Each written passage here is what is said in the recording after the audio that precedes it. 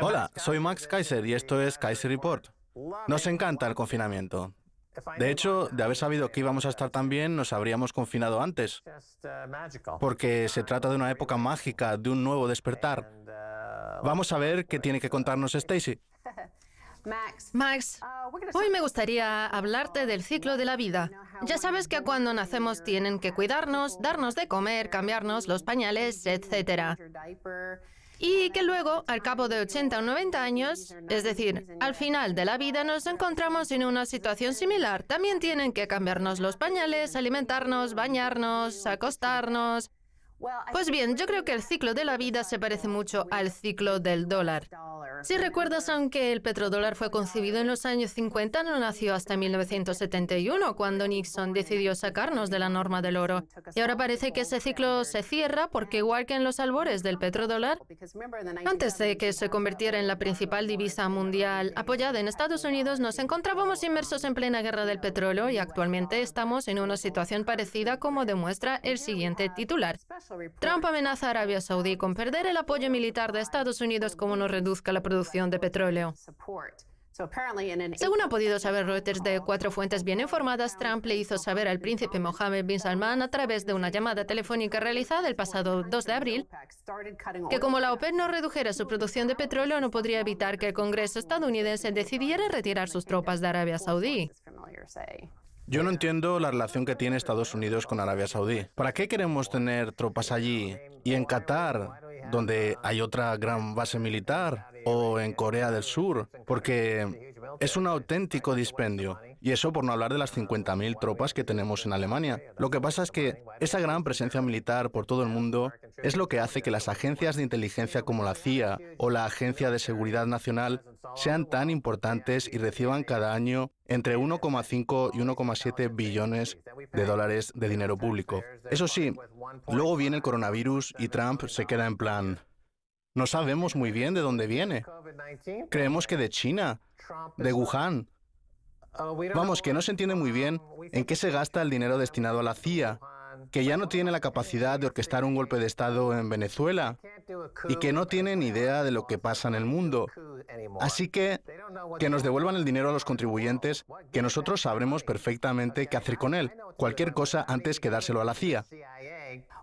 Pues volviendo a la comparación actual entre el actual fin del dólar y sus inicios allá por la década de los 70, en 1973 tuvimos un bloqueo del petróleo que hizo que el precio del crudo pasara de $3 a 12, provocando escasez de combustible, inflación, estanflación y dando lugar al inicio de la política intervencionista por parte de la Reserva Federal. Es más, nada más llegar al cargo al frente del Banco Central, Paul Volcker decidió subir considerablemente los intereses para que el dólar tuviera el mismo valor que el oro. Pues bien, ahora está pasando todo lo contrario. Los intereses han caído tanto que cotizan en negativo. Y también ha ocurrido lo contrario en lo que respecta al petróleo, porque mientras que en los 70 hubo una escasez de la oferta en Estados Unidos, lo cual nos permitió mantener el precio del dólar y la hegemonía estadounidense, amenazando con bombardear o con aislar a Arabia Saudí, lo que tenemos ahora es un exceso de oferta. Vamos a ver un tuit de Ted Cruz del pasado 21 de abril. Hay 20 petroleros con 40 millones de barriles de crudo saudí camino de Estados Unidos, 7 veces más de lo que suele llegarnos cada mes, mientras los futuros del petróleo se desploman y corren peligro millones de empleos en Estados Unidos. Mi mensaje para Arabia Saudí sería: hagan regresar a sus malditos petroleros. La única diferencia es que mientras que cuando somos bebés usamos pañales pequeños y ahora nos hacen falta unos mucho más grandes. Pero poco más. El resto se parece mucho a lo que pasó en los años 70. Al menos ya hemos olvidado la cantinela esa del Russiagate con la que han estado 3 años bombardeándonos desde la CNBC y especialmente Rachel Maddow, que se ha comportado como una ama de casa histérica que ve rusos dentro de los armarios. ¡Oh, Dios mío, rusos! Y ahora estamos con el Chinagate o el Wuhan Gate. Mientras Arabia Saudí intenta acabar con el sector estadounidense del petróleo de esquisto, ¡oh Dios! Imagínate, intentan acabar con el sector del petróleo. Y todo porque Estados Unidos ha ido por ahí presumiendo de producir más crudo que cualquiera de los países de la OPEP, y particularmente que Arabia Saudí. Así que es normal que ahora los saudíes respondan enviando miles y miles de petroleros. Yo creo que el mundo deberían dirigirlo las mujeres, porque los hombres han alcanzado ya su fecha de caducidad al frente del poder y son demasiado idiotas. Lo que hace falta seguramente sea una nueva norma del dólar a nivel mundial, una nueva unidad contable, porque el sistema actual está claro que ha tocado su fin. Recordemos que los años 70 coincidieron con la adolescencia de los miembros de la generación del baby boom, así que con la crisis que están viviendo ahora no me extraña que quieran volver a ellos. Aunque como se pasan un poco, igual vuelven a sus primeros años de vida y hay que ponerles unos pañales bien grandes. Además, en los 70 no solo había una guerra fría, sino que encima Estados Unidos amenazaba con bombardear Irán, cosa que también sucede ahora. Y por si fuera poco, Nixon no solo nos sacó de la norma del oro, sino que también incorporó a China a la economía mundial. Una decisión que le ha venido fenomenal al gigante asiático, pero no tan bien al ciudadano medio estadounidense.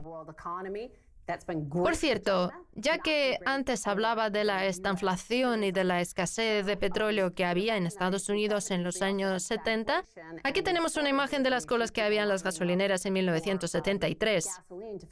También había un montón de asesinos en serie, un poco como ahora, solo que actualmente esos delincuentes optan más bien por matar a muchas personas de una sola vez. Y por cierto, ya que hemos hablado de Ted Cruz, que nació precisamente en 1970, muchos dicen que se parece el asesino del Zodíaco de aquella época.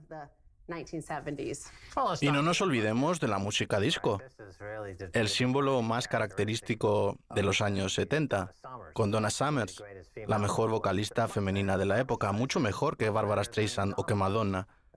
Hombre, igual no fue tan buena como Chaka Khan, pero les aseguro que con el boogie no tenía rival. Eso está claro. Pues al hilo de lo que decías sobre el cierre del ciclo de la vida, vamos a ver una frase muy llamativa que pronunció Richard Nixon en 1973, cuando empezó el bloqueo del petróleo e Irán, miembro de la OPEP, dijo que quería duplicar o triplicar el precio del crudo, que finalmente acabó pasando de $3 el barril a 12, cosa que no le gustó nada a Nixon. Esta es la frase en cuestión que a mí me hace pensar en la fracturación hidráulica y en lo que le está ocurriendo al sector con eso del precio negativo del petróleo. En septiembre de 1973, Richard Nixon dijo: como aprendió hace muchos años el presidente Mossadegh, un petróleo sin mercado no trae demasiados beneficios para un país, en referencia a la nacionalización del sector del crudo iraní de 1951. Sin embargo, entre octubre de 1973 y febrero de 1974, los países de la OPEP multiplicaron el precio por 4 hasta casi los $12. Repito la frase: un petróleo sin mercado no trae demasiados beneficios para un país. Pues bien, eso es precisamente lo que le ocurre a la fracturación hidráulica, que carece de mercado y de capacidad de almacenamiento incluso para no tener pérdidas. Nixon también dijo por aquel entonces aquello de: supongo que ahora todos somos keynesianos. Vamos, que se dio cuenta de que la economía había evolucionado a un sistema basado en la deuda y el dinero fiat, dejando atrás el dinero duro, la rendición de cuentas y la supremacía estadounidense en términos de producción y exportación que obtuvo tras salir victorioso de la Segunda Guerra Mundial. Asimismo, esa fue la última época en la que los asalariados percibían una remuneración digna que les permitía mantener a toda una familia, en lugar de tener que vivir en su automóvil y trabajar en Walmart. Sí. Es decir, que Nixon era consciente del daño que le estaba infligiendo a la economía estadounidense. Mira, el mercado del petróleo debería haberse puesto patas arriba hace tiempo, porque da apoyo a un sector anticuado para el que ahora existen mejores alternativas, igual que para el motor de combustión y que para toda una serie de tecnologías que datan de hace más de 100 años. Lo que pasa es que las mantenemos a flote, igual que un tatarabuelo con tira de años, cuyos días de esplendor ya son cosa del pasado. Bueno, así son los candidatos a presidente en Estados Unidos. El caso es que el nacimiento del imperio estadounidense a base de violencia y de derrocar al presidente Mossadegh, elegido democráticamente tras su decisión de nacionalizar el sector del petróleo iraní, también recuerda mucho a su declive porque ahora el que ha sido nacionalizado es el sector petrolero estadounidense a través de los intereses al 0% y de las intervenciones por parte de la Reserva Federal que ha decidido subvencionar a la industria de la fracturación hidráulica. Y eso que lleva 10 años perdiendo dinero. Y la única forma de seguir adelante a pesar de perder dinero es con un Estado como el soviético que lo subvenciona todo. Pues bien, eso es precisamente lo que va a hacer el gobierno de Estados Unidos, rescatar al sector y que pase a ser propiedad de los contribuyentes aunque siga sin generar beneficios. El caso es que hay otro elemento que también demuestra ese cierre del ciclo del que hablamos. Me refiero al dinero duro del que nos sacó Nixon al poner fin a la norma del oro. ¿Y cómo se está vengando ahora el dinero duro? Pues mediante el Bitcoin, que será el que acabe enterrando al sistema del dólar que tanto tiempo lleva tambaleándose, como demuestran las crisis del 2000 y el 2008 y sus consiguientes subidas y bajadas. Además, el Bitcoin es un fenómeno mundial, por lo que todos los países castigados por el keynesianismo psicópata, me refiero por ejemplo a Colombia, Venezuela, México e incluso China y Japón. Me da igual el país, porque son todos una alcantarilla keynesiana de dinero fiat. Van a poder recuperarse de él gracias a la separación entre dinero y Estado. Es más, Vladimir Putin fue preguntado en una reciente entrevista por el Bitcoin y su respuesta fue: no puede haber una criptodivisa nacional, porque las criptodivisas son supranacionales.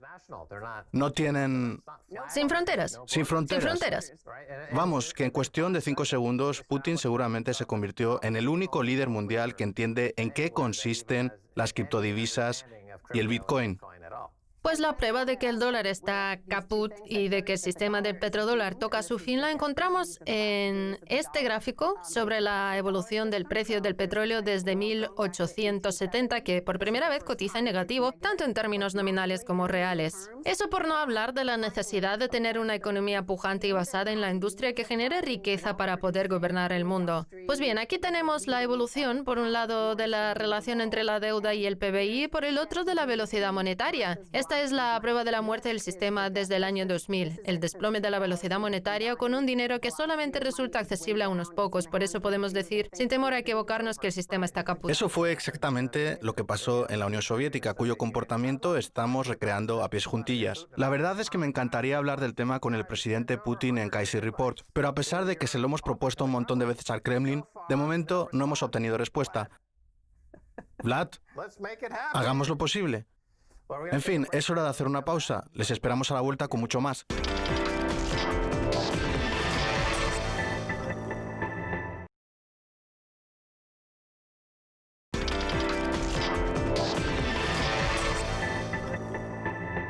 Bienvenidos de nuevo a Kaiser Report. Soy Max Kaiser. Es hora de hablar con Jason Williams, cofundador y socio de Morgan Creek Digital. Bienvenido a Kaiser Report, Jason. Hola, hola. Es un placer tenerle con nosotros, sobre todo ahora que se nos avecina el halving, que tendrá lugar en torno al próximo 11 de mayo. Cuénteles a nuestros espectadores en qué consiste el halving del Bitcoin y si ya se ha reflejado en el precio.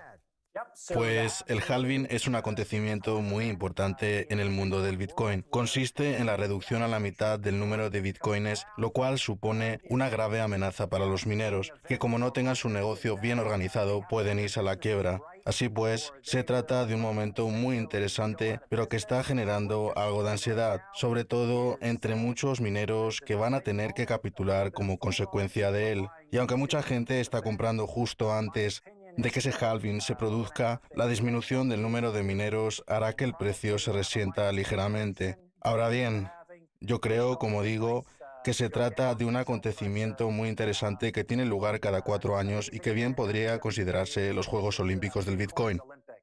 Los Juegos Olímpicos del Bitcoin. Ya que ha hablado de los mineros, así fue como se metió usted en esto del Bitcoin, minando mucho.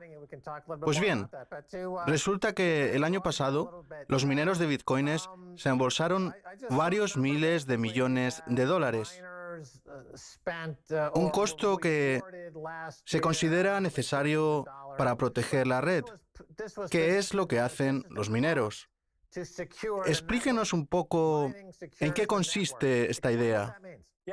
La velocidad hash que contribuye a la minería de bitcoins cuesta dinero, porque hay que contratar electricidad para las computadoras, que a su vez también tienen un costo. Y todo ese dinero, esos activos relacionados con la velocidad hash, protegen la cadena de bloques del Bitcoin y sus transacciones. Por ejemplo, los inversores norteamericanos solemos considerar que el precio mínimo de minar bitcoins en base a una velocidad hash que contribuya a la red se sitúa en torno a los $5.000 o $5.800, mientras que en otros países como Kazajistán o Islandia la cifra puede ser menor. Y los mineros del bloque del Génesis pueden tener precios base todavía menores. Así pues, teniendo en cuenta que los mineros son conscientes de cuál es el precio mínimo, es normal que les preocupe que el precio pueda caer. Es lo que suele pasar con otros activos que también se minan, como el oro, la plata, el cobalto, que esa minería tiene un costo.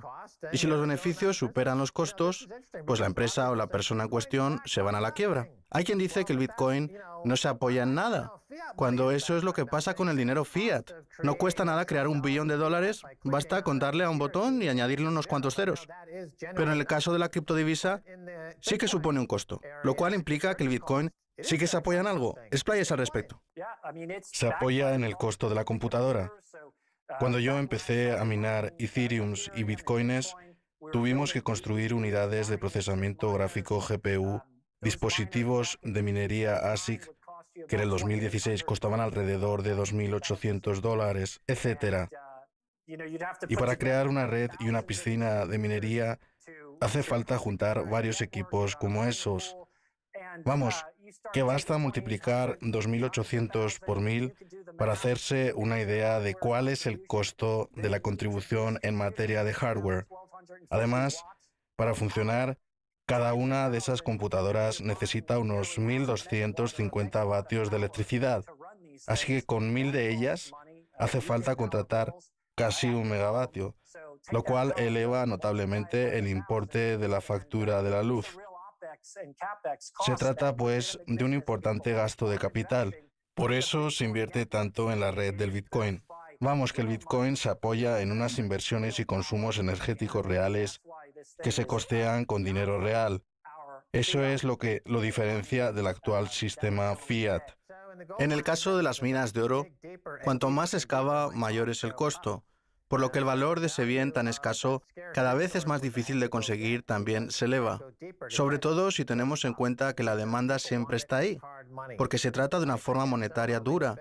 Pues bien, con la minería de bitcoins sucede lo mismo, a pesar de que tras el halving la recompensa se reduzca a la mitad, pasando de 12,5 bitcoins a 6,25, lo cual implica que suba el valor por bitcoin, porque si el halving se acaba llevando a cabo y aumenta la velocidad hash, es porque el Bitcoin cada vez es más escaso y una forma monetaria más dura para la que la demanda está asegurada, sobre todo si tenemos en cuenta que vivimos en un mundo inundado de dinero fiat. Ahora bien, por lo que cuenta usted, este momento es complicado para los mineros, que tienen que saber organizarse muy bien, porque si no podrían verse obligados a cerrar. ¿Qué significa todo eso? Max, hay mineros que, una vez efectuado el halving, el 12 de mayo, van a tener que cerrar la persiana, porque no van a disponer de la tecnología necesaria para afrontar dicha dificultad. Ahora mismo hay mineros que utilizan minadores S9 y tecnologías similares que contribuyen a la red con 13,5 terahashes por segundo. Pues bien, la nueva generación, los S17 que han sacado los productores de dispositivos ASICs, contribuyen con 58 terahashes por segundo, así que los avances tecnológicos en materia de chips permiten un aumento casi exponencial de la velocidad. Los mineros con una preferencia temporal baja ya se han desprendido de los minadores antiguos e instalado los nuevos dispositivos, así que están preparados para el futuro, para los próximos 4 años de minería. En cambio, los que no disponen de los recursos y el capital necesarios han tenido que vender sus bitcoins para mantenerse a flote, teniendo en cuenta la bajada de precios del bitcoin, y no han hecho los gastos de capital necesarios para instalar los nuevos dispositivos. Así que, en cuanto se produzca el halving, estarán finiquitados, porque no podrán minar bitcoins y seguirán teniendo que pagar la luz, que sustituir sus equipos, etc. Esas computadoras son ya meras antiguallas. Max. Bien, vamos a hablar de la dificultad asociada al halving. El halving es una capa del protocolo del Bitcoin. Otra la constituye el ajuste a las dificultades, que consiste en que cada 2 semanas el propio protocolo vigila lo que está pasando y aumenta o disminuye la dificultad, que supone encontrar un bloque, cosa que sucede cada 10 minutos y que genera recompensas cada 10 minutos también. De hecho, en eso consiste la política monetaria del Bitcoin, en emitir bitcoins cada 10 minutos. Ahora bien, si ocurre lo que vaticina usted y muchos mineros dejan de operar, con la consiguiente disminución de la velocidad hash, se producirá un nuevo ajuste a la dificultad, que también disminuirá, y el protocolo mantendrá su capacidad de emitir un bloque cada 10 minutos. ¿No es así? Lo acaba de explicar perfectamente, Max. Lo ingenioso del concepto desarrollado por Satoshi Nakamoto o por las personas a las que represente ese nombre es que incentiva a los mineros, por lo que, cuando aumenta la dificultad, también se incrementa la competencia a la hora de verse recompensado con bitcoins por la contribución que uno hace. Y es que si hay menos mineros operando y disminuye la velocidad hash, la dificultad incentiva a la gente a volver a operar, porque cada minero puede hacerse con una mayor parte de los bitcoins de recompensa cada 10 minutos. Se trata de una política monetaria fabulosa, gestionada por algoritmos, y sin necesidad de reservas federales, de Jerome Powell, ni de todos esos capitalistas, clientelistas y cleptócratas, como los denomina usted. Ojalá tuviéramos tiempo de hablar del programa de protección de cheques de pago, porque mis amigos, mi familia y nuestras pequeñas empresas han quedado aniquilados por haberme relegado a un sótano. Ojalá tuviéramos tiempo para ello. Igual en el podcast sí que podemos. En fin, vamos a seguir hablando de la dificultad. El ajuste tiene lugar de tal forma que se evita cualquier espiral a la baja en el ámbito de la minería. En los albores del Bitcoin había defensores de la criptodivisa que, equivocadamente, afirmaban que se produciría una espiral a la baja porque la velocidad hash empezaría a caer y con ella la rentabilidad de las actividades de minería, en una especie de efecto cascada similar al que ocurre en la banca cuando quiebra una entidad y eso hace que posteriormente quiebren unas cuantas más. Ahora bien, ahora ha quedado claro varios años después, porque al principio no lo estaba. De ahí la genialidad de este invento de Satoshi, que si dejan de operar muchos mineros, el protocolo tiene la capacidad de convencer a los mineros más ambiciosos para que sigan invirtiendo capital en la minería de bitcoins. ¿No es así? Es que así es como funcionan el capitalismo y el libre mercado. Si existe la posibilidad de invertir el dinero y generar rentabilidad, los inversores inteligentes no dudan en hacerlo, ¿verdad, Max? Y como el objetivo de los mineros es hacerse con la recompensa, tienen que resolver el hash, lo cual implica añadirle un bloque a la cadena que contiene todas las transacciones de los últimos 10 minutos, verificadas por los nodos. Vamos, para que la gente lo entienda. La resolución del hash es un torrente extremadamente caudaloso de cálculos, del orden de cientos o miles de trillones, que pone a disposición el protocolo para dar con la solución. Y si tanto el precio como la velocidad hash suben, el nonce, que es el número que todo el mundo persigue, cada vez se hace más pequeño. Es de lo más curioso, porque resulta que para producir el dinero más duro del mundo, se busca una fracción cada vez más pequeña de un número. ¿Jason? Y Max, en una situación así, en la que cada vez se añade a la red una velocidad hash superior, en la que la dificultad es mayor y en la que la recompensa no deja de disminuir, el precio, por efecto de la oferta y la demanda, sube. No es una opinión, Max. Son matemáticas. Ha dado en el clavo. En fin, Jason Williams, de Morgan Creek Digital. Muchas gracias por haber estado en Kaiser Report. Ha sido un placer. Muy bien, esto es todo por hoy en Kaiser Report. Somos Max Kaiser y Stacy Herbert. Quiero dar las gracias a nuestro invitado, Jason Williams, de Morgan Creek Digital. Si quieren contactar con nosotros, escríbanos un tweet a Kaiser Report. Hasta la próxima, adiós.